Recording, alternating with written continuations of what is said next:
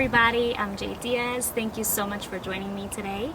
We're going to be talking a little bit about what contingencies are and what they mean. So let's get started.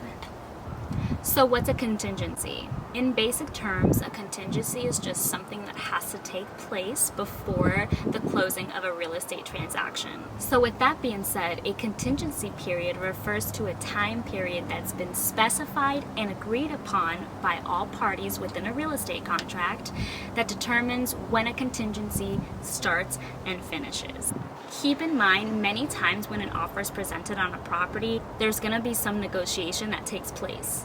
So with that, you can expect for time to go by. Sometimes sellers want some time to think about it. Sometimes sellers want some time to discuss their options and really go through if this offer would be something that they're interested in. Keep in mind, when you have a buyer's agent and a listing agent communicating on their client's behalf, it's going to take some time to communicate. You have the buyers who make their decision and reach out to the buying agent. Then the buying agent has to communicate to the listing agent, and the listing agent communicates to their client. And it's a little bit of a cycle. And so sometimes there's back and forth. There's what known as a counter offer. So they're either deciding if they want to accept your terms and conditions or if they'd like to counter back. So that takes some time. So with that being said, just because your offer is placed, let's say on May 1st, does not mean that that's when your contingency starts. It's going to be once all the negotiation and counters and all that good stuff has been agreed upon, all parties agree to the terms and condition, and the offer is then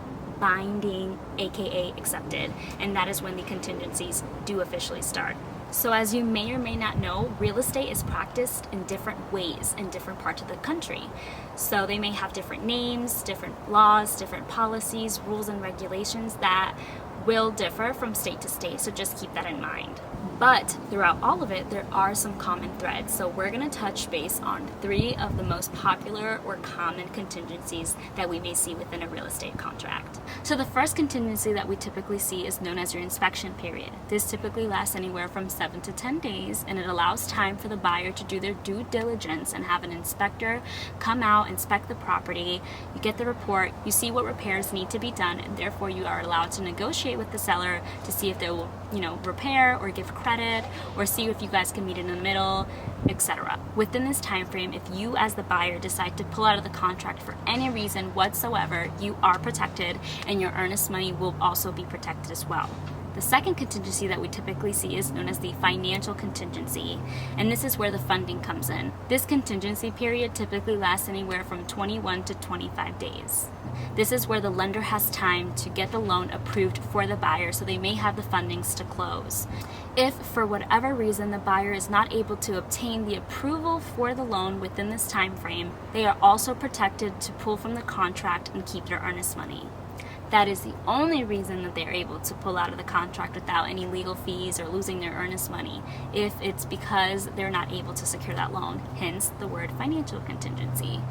And the third contingency that we typically see is known as the appraisal contingency. And as you may guess by the name, it's the contingency where the appraisal is done on the property. This one also typically lasts from 21 to 25 days, and it's where the lender has an independent third party come out to the property and inspect it.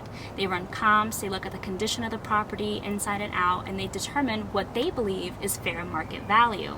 Now, depending on what that price is that comes back on the appraisal report will determine what the buyer decides to do.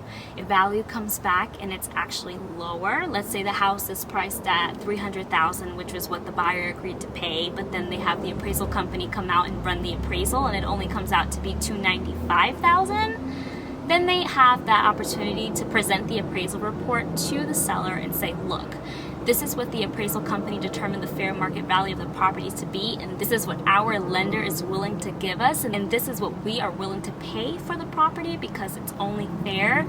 Then the seller has one of two options. The seller can either be fair and say, sure, we will drop the price to what market value is, or we don't. The seller is not obligated in any shape, way, or form to drop the price if they don't want to, but if that's the case, the buyer then also is protected and are able to pull out of the contract and protect their earnest money.